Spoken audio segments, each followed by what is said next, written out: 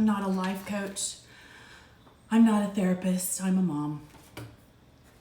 And I was just trying to sit with this a bit. It's in Courage to Change.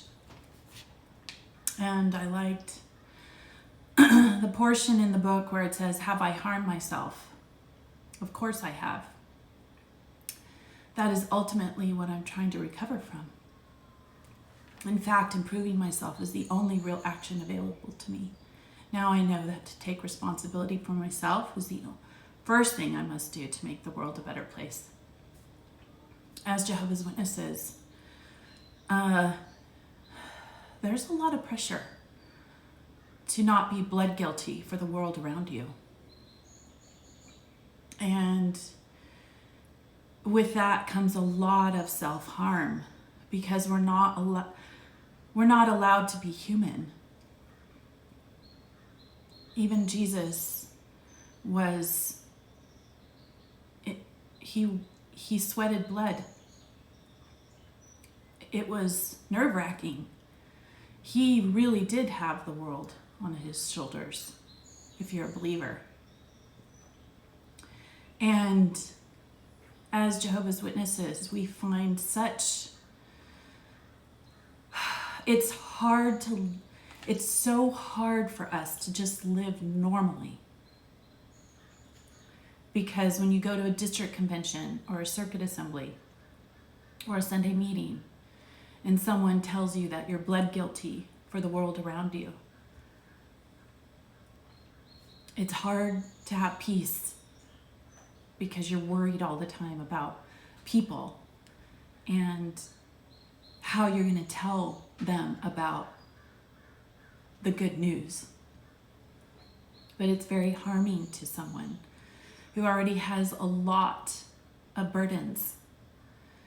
And as humans, it's helpful to do what you can for people. But you have a lot of burdens on your own. With a lot of the things around us, we see a lot of sadnesses in it, and our families are breaking down. It's important to take care of yourself and your family. And you can't preach to somebody if you can't do that for your own family. And I noticed that when, like for instance, elders, they have a lot of problems with their families. And they're very quiet about it. You can't be an elder or have a position in a congregation if you have problems in your family. But that's not fair. The congregation around you knows that you have these problems. It's ridiculous to try and hide it. And it's a very close-knit family type of relationship that you have when you're in a congregation. It says, being true to myself is one of the greatest gifts I can give to those around me. Perhaps I will inspire them to do the same, perhaps not. To give advice to others is to intrude. To give advice to myself is to grow.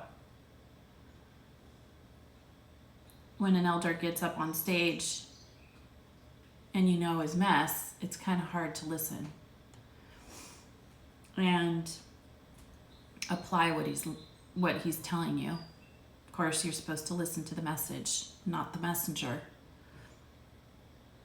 But it helps when the messenger tells you he has problems too, that they're human,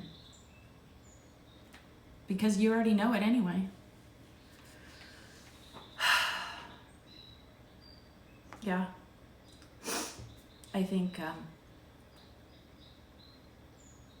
trying to have the weight on your shoulders as a Jehovah's Witness, the weight of the world on your shoulders, it can really mess you up as an individual, because you can't control the world and their reactions.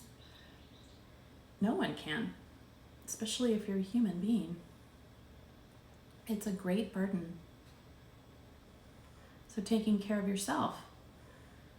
That's not something that is, that's not really encouraged. To be selfish. To be a little selfish is good. To take care of yourself. It also said, I made the list of people I have harmed and I put myself at the top of the list. Yeah, we can really harm ourselves when we put that much pressure on yourself. You look at your family, and if they're not Jehovah's Witnesses, you get nervous, you get anxiety, because you wonder if they're going to live. That's not fair, because we can't read hearts. And that's not fair when they tell us that that people that are not Jehovah's Witnesses are going to die.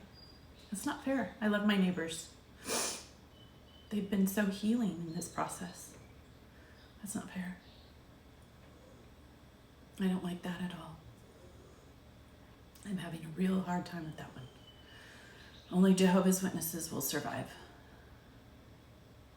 I like putting myself on the top of that list when it comes to harming people. Because I harm myself by thinking that people are going to be destroyed. Not because, no. I don't even understand how the process will go down in the future, because it doesn't really matter what I think. All I know, or the scriptures,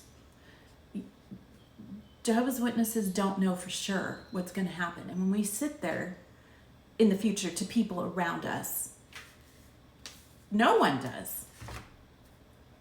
And when we sit there and you get told by an elder that's giving a talk, or a circuit overseer that's giving a talk at the district conventions and circuit assemblies, probably you may be saved. Well, that means those men up at Bethel and anyone else that is one of Jehovah's Witnesses and anyone in the world. But I always centered it on Jehovah's Witnesses, not so much the world around me.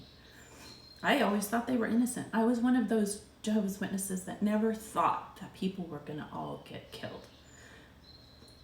No. And that didn't make sense to me. I never thought that. I never thought that. Even growing up, I never thought that.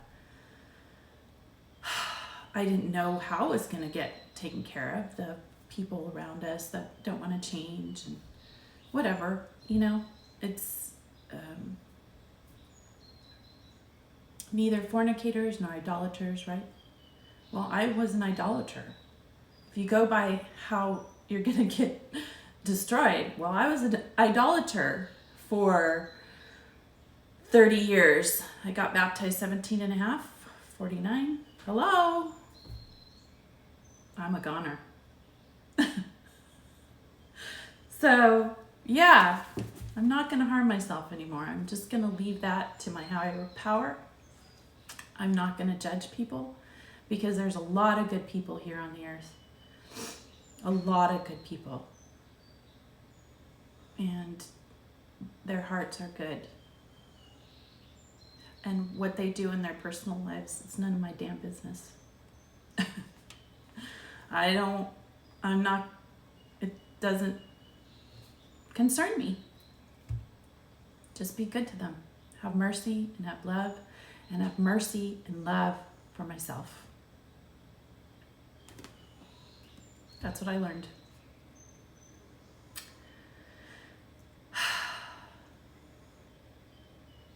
Follow your bliss.